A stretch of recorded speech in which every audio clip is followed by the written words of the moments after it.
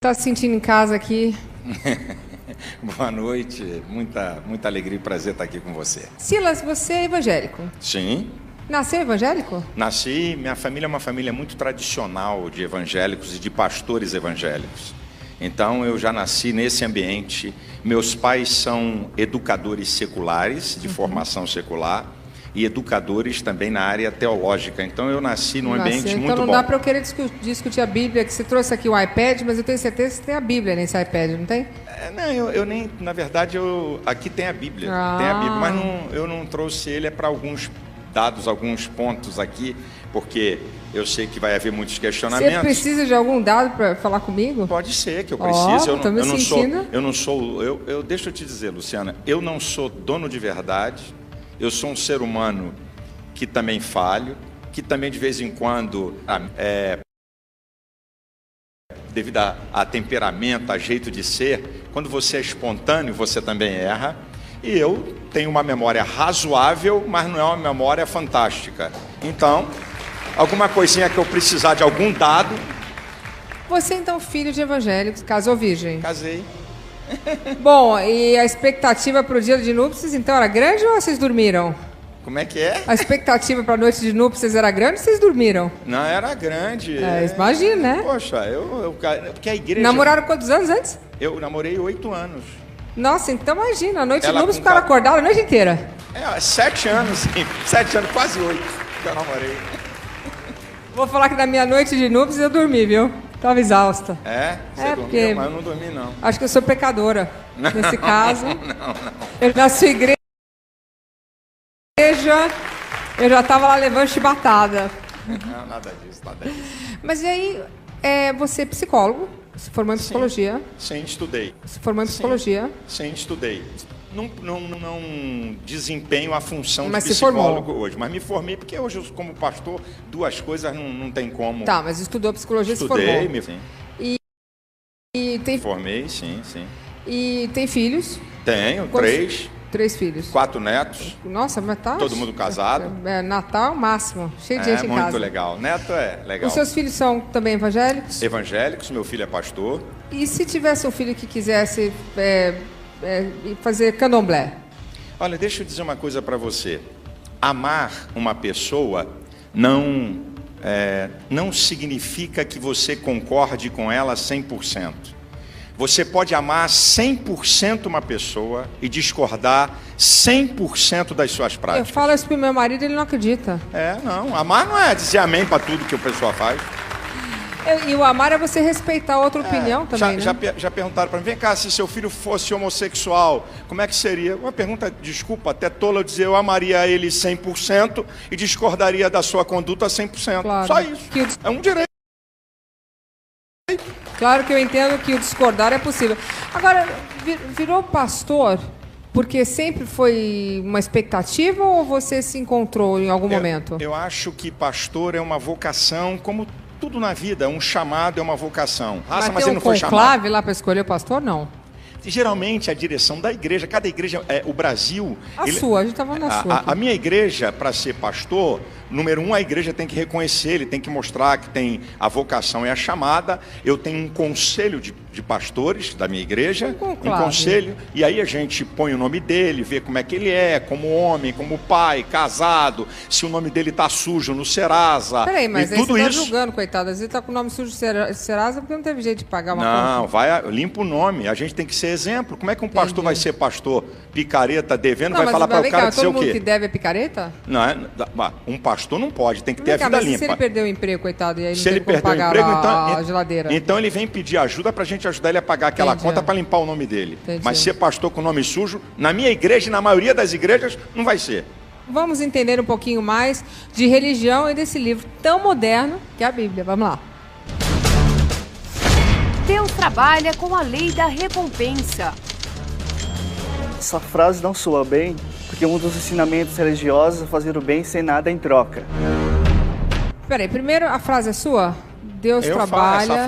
Essa frase é minha porque está na Bíblia. Na lei da... Mas peraí, mas é sua também. É minha, mas é porque ela está na Bíblia. É uma frase teológica Vem que cá, eu disse. mas deixa eu entender. Então, a pessoa paga Não. para receber uma coisa? A lei da recompensa, a colocação do rapaz que falou ali, ele está tendo uma ideia de que tudo na Bíblia é uma lei de recompensa. Eu disse que a Bíblia, que Deus trabalha com a lei de recompensa, mas ele não trabalha só com essa lei. Essa é uma das leis que Deus trabalha. Vamos aqui por Ok? partes.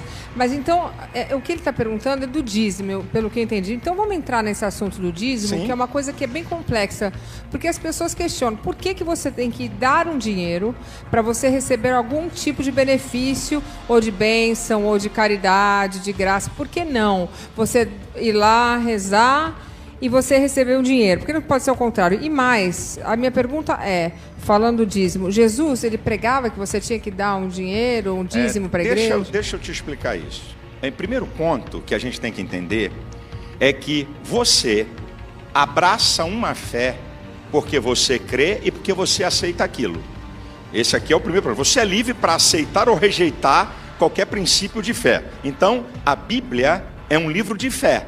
Ou você recebe por fé ou não recebe. Aqui é o ponto axial, Tem que fundamental. 100%? Hã? 100%? Ou você crê ou não crê. Ou você crê ou não crê. Peraí, deixa eu perguntar uma coisa. Mas ele não diz de dinheiro, de moedas, Não, filha, de a não Bíblia fala de oferta. Imensas. Jesus deu uma lição sobre oferta. Ele estava olhando o pessoal da oferta. E aí viu os ricos dando oferta e uma mulher veio e botou 2 moedas. Jesus chamou os discípulos e disse assim, aquela mulher lhe deu mais. Sabe por quê? Ricos davam o que sobravam. Ela deu tudo quanto tinha. A lei de Deus... Mas o que dá tudo quanto tem, vale mais do que dá um pouquinho porque deu com vontade? Tem quantidade? Deus não trabalha quantitativamente, ele trabalha qualitativamente. Então... Eu posso estar dando uma oferta de R$1.000 e um cara aqui do meu lado está dando uma oferta de 5 e a dele é maior do que a minha. E você pode estar dando de 1.000 e ser maior que a de 5 também, que você com mais pode, vontade pode, também. Condicional. Por que Deus trabalha com qualidade? Porque senão, ou classe média, só o rico ou classe média é que podia se dar bem. O pobre então estava ferrado. Quer dizer então que porque eu sou pobre e dou uma oferta de R$2, eu dou menos do que o cara que deu 1.000. Foi o que Jesus ensinou com essa história que eu te falei. Deixa só o seguinte. O 10%, então... Dízimo é uma história, a oferta é outra. Velho Testamento. Porque Não, no Novo Testamento, Jesus Cristo nunca diz 10%. A Bíblia fala em dízimo, Jesus falou. Jesus falou 10%? Claro, Jesus falou em dízimo. Em oferta, ele não falou dízimo. Ele falou em dízimo? Em dízimo, Mateus Aonde? 23, 23. O que ele no fala? capítulo dos fariseus, que os fariseus cobravam dízimo daquilo que a lei não mandava, das ervas medicinais. Eu acho que me parece que ele criticou pouco o dízimo nesse capítulo, não, ele criticou o farisaísmo de cobrar o que não era pedido. Ele disse assim, então, o que não era, Deus não mandou cobrar dízimo na lei. Bom. Na lei, Deus não pediu para o judeu. Ele não mandou.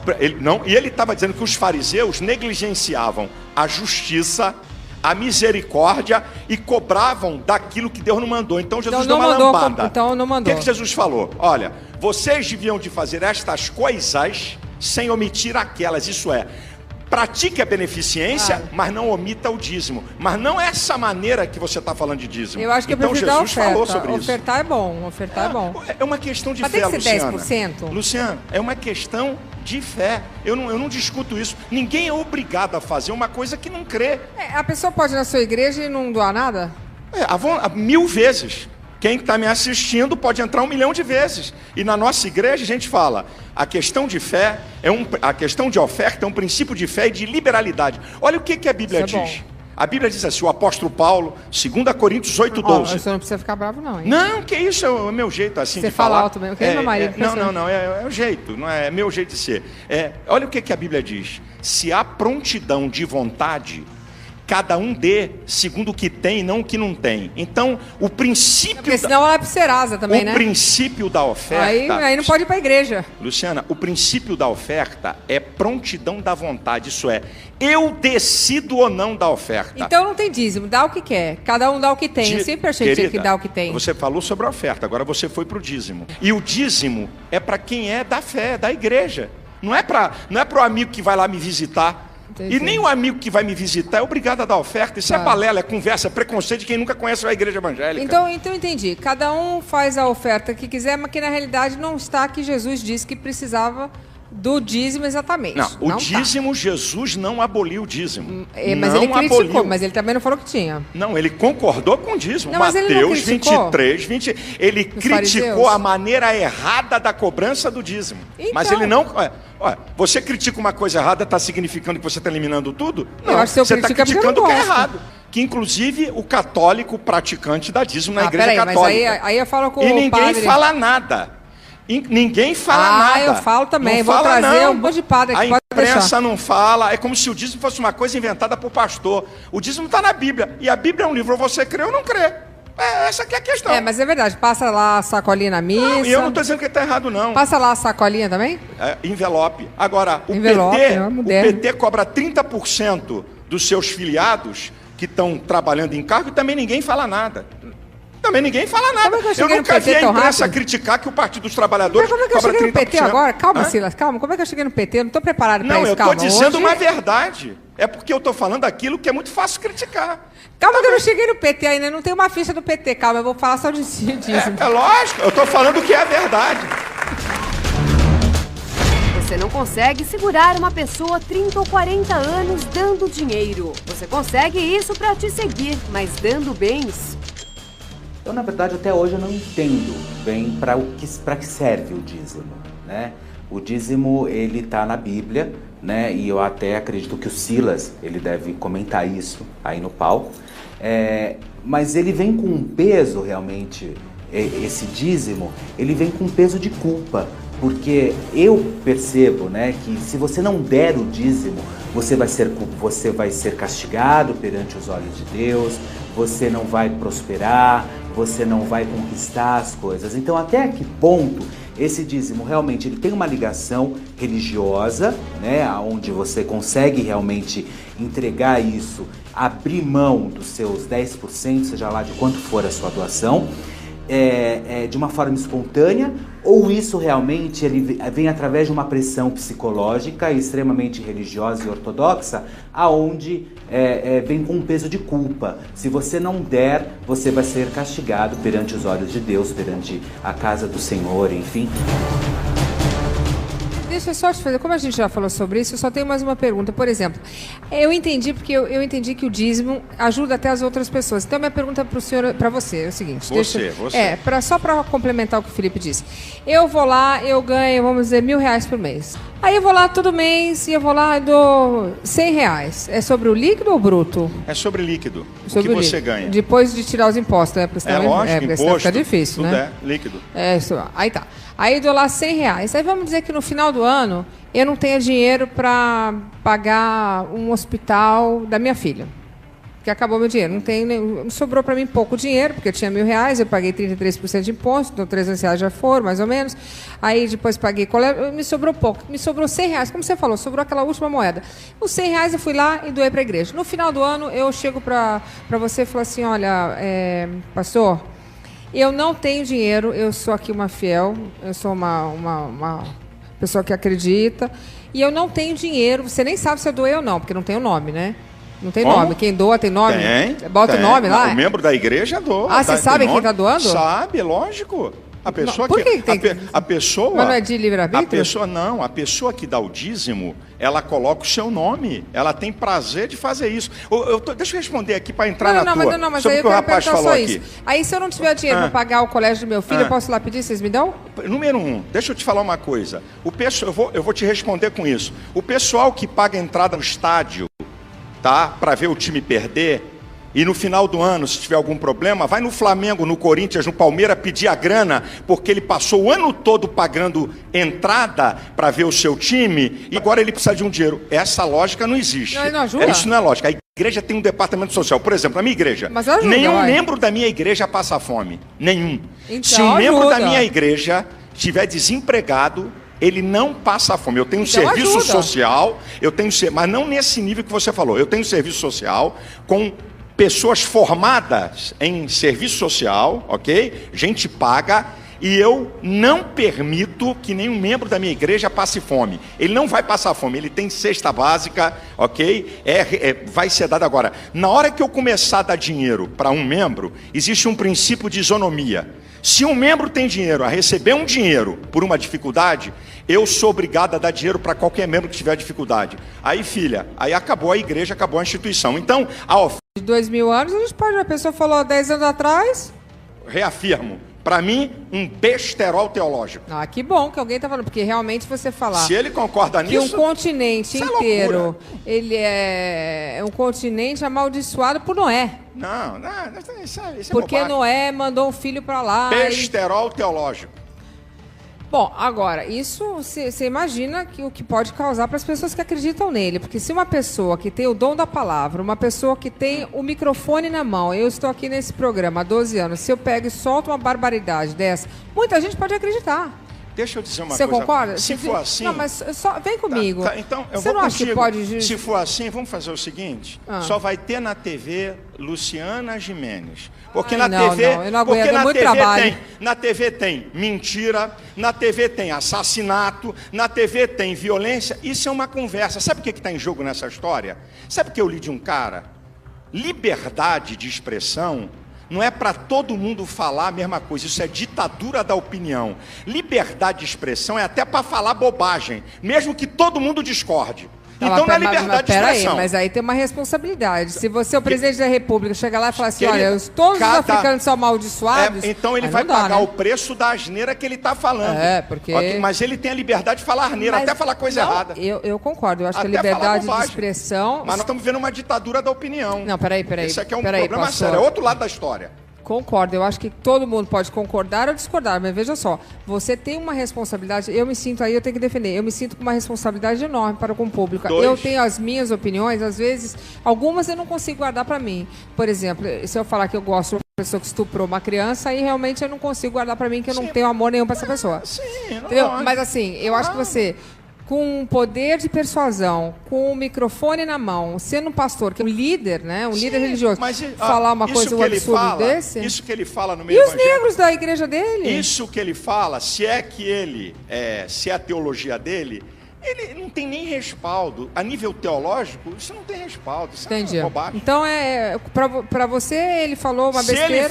Ele falou no Twitter dele. Estou dizendo, teve que ver o contexto que ele falou. Qual é o contexto? Se ele falou num contexto de uma... como eu digo, de uma conjectura teológica, é uma história. Que é isso, uma conjectura teológica? Uma conjectura teológica é você dissertar sobre um assunto, tem uma conjectura científica, tem uma conjectura filosófica, uma conjectura teológica, não significa que é verdade. É uma conjectura. Isso aí é um vou repetir, besterol teológico de alto grau. Tô gostando. Vamos lá, vamos pro próximo.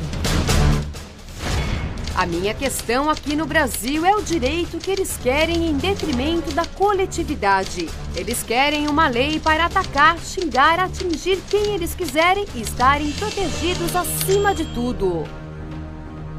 Pastor Silas Malafaia, nós não queremos uma lei que nos proteja. A PL 122 faz com que nós possamos ter direitos de ir e vir no mundo onde nós vivemos. Não são os homossexuais que dão o start para serem atacados. Quem dá o start geralmente sempre vem do outro lado, ou seja, o Silas, ou seja, deputado, ou seja, qualquer outro tipo de manifestação contra os homossexuais. Mas é óbvio, toda a conquista ela vem através de grandes manifestações. Então, ao mesmo tempo que o Silas está agindo dessa forma, ele está ajudando muito a toda a classe homossexual a se ajudar e, obviamente, ir aí sim à busca dos seus direitos e, enfim, fazer disso uma grande conquista. O artigo 20, parágrafo 5º dessa lei, diz o seguinte: se um homossexual sentir constrangimento filosófico, escuta essa, filosófico, ético, o tal que levou ao constrangimento filosófico, 3 a 5 anos de cadeia. Agora vamos para o artigo 5º da Constituição Brasileira. Ninguém será privado de direitos por convicções filosóficas, políticas e religiosas. Então, Quer dizer que se um gay se sentir constrangido filosoficamente, me bota na cadeia de 3 a 5 anos. E ele quer dizer que essa lei não protege. Você sabe qual é a verdade? Eles não suportam o questionamento de opinião. O que está em jogo, Luciana, o que está em jogo nosso país, patrulhamento ideológico. Foram ver o que Marcos Feliciano falou dentro da igreja. É o local protegido pela Constituição, é inviolável. Crença é inviolável. Estão monitorando o que o cara está falando. Então, quer dizer que direitos humanos é só para eles, para falar o que quiserem. E a última, criaram a Frente Parlamentar dos Direitos Humanos contra Marcos Feliciano. E todos eles apoiam o aborto. Quem apoia aborto tem moral de falar em direitos humanos?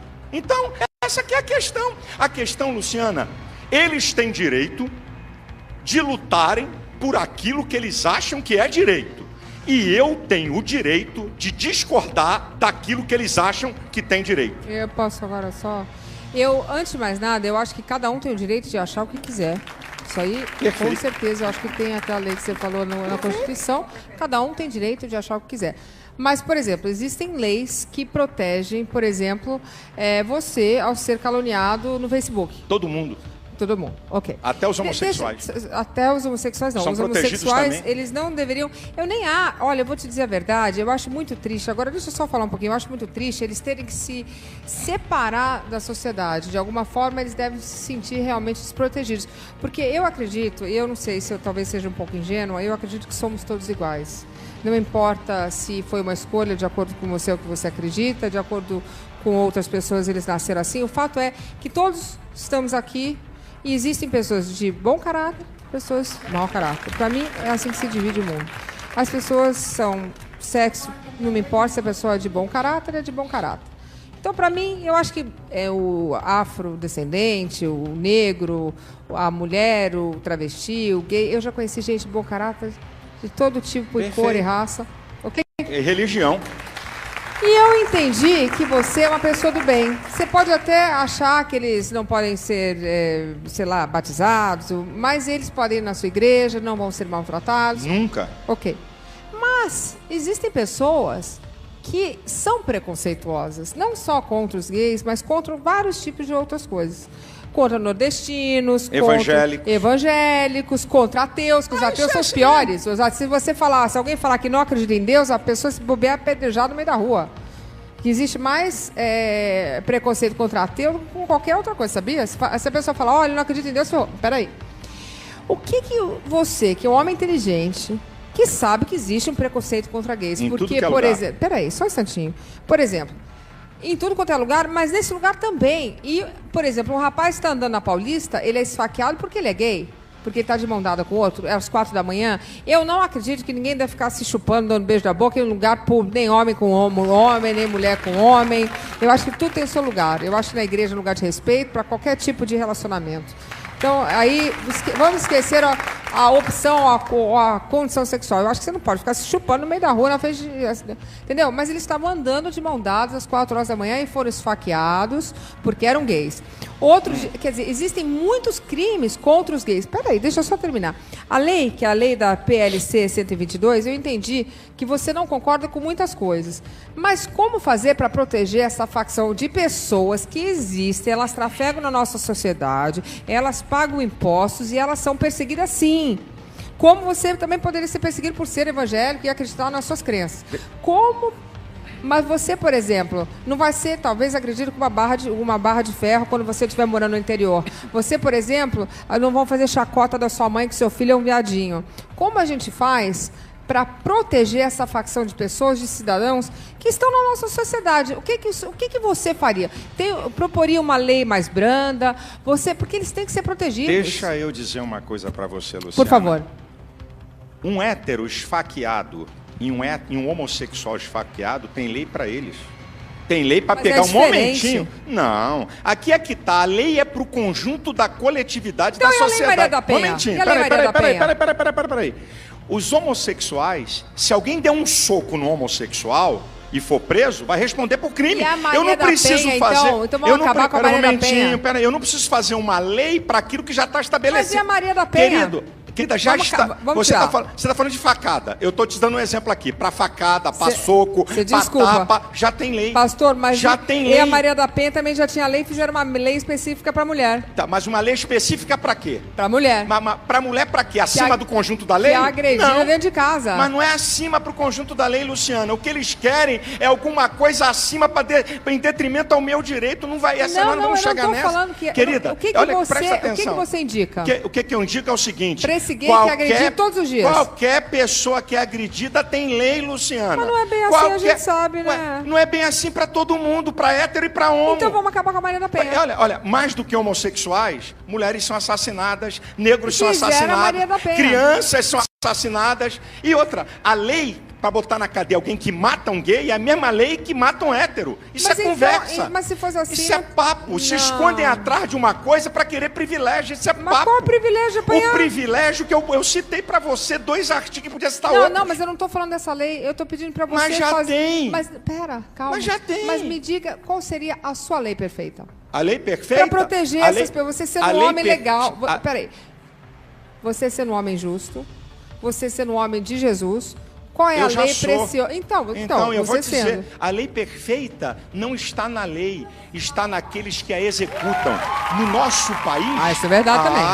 Aqui é a história. Isso é verdade também. Vai lá nos Estados Unidos, vai lá na América e dá um soco num gay. Vai lá e dá um soco no hétero. Vai lá e xinga uma pessoa, seja ela homo ou hétero. O problema não está na lei. Mas ela pode casar, a lei né? Não pode nada. Estão discutindo na Suprema Corte. Não pode, não. Pode. Então, tem 40 e tantos estados americanos. O Obama fez um grande discurso de Leonino, que nem você, querida, falando que ele falou a favor, mas a Suprema Corte não decidiu ainda. Mas ele falou a favor, ele é presidente americano. Não, mas não manda lá, não. Lá a lei não manda? Não, para isso não. É o judiciário, não manda, não. Mas em alguns estados eles podem casar.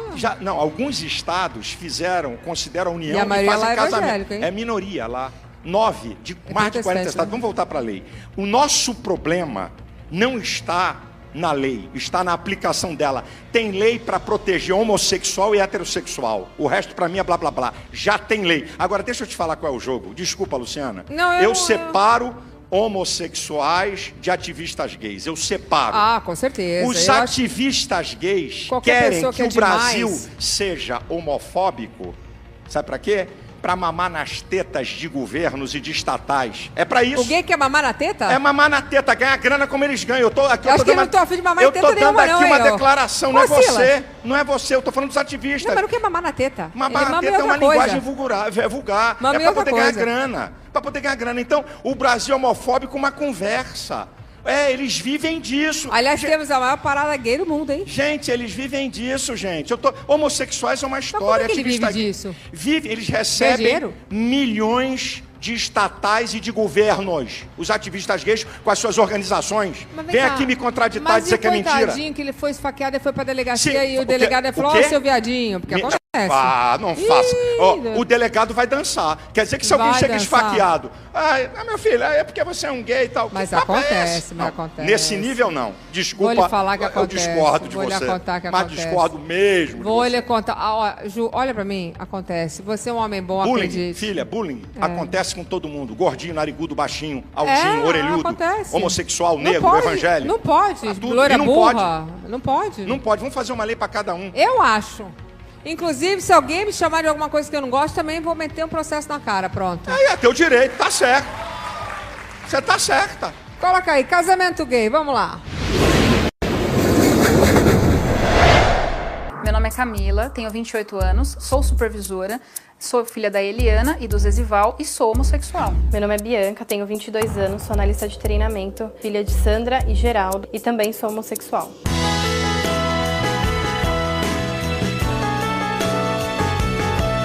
Família e a Bianca estão juntas há 4 anos e em menos de 24 horas elas vão realizar um sonho, que é oficializar essa união.